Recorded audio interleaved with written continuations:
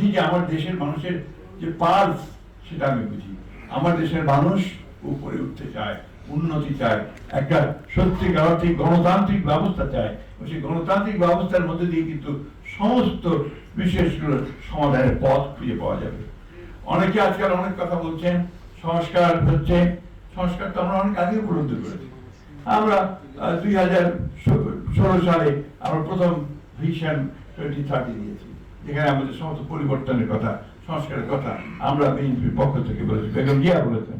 আমরা 22 সালে আমাদের নেতা তারেক রহমান সাহেব 31 দফা দিয়েছেন, যে 31 দফায় আর কি কিন্তু সমস্ত সংস্কারগুলো যে কমিটিগুলো হয়েছে সেই বিষয়গুলো নিয়ে আলোচনা চলছে।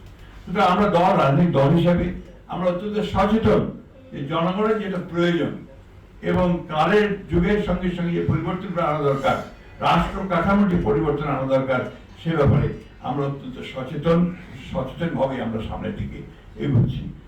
দীর্ঘ 15 বছর ফ্যাসিস্টদের বিরুদ্ধে লড়াই করে আমরা একটা জায়গায় পৌঁছেছি।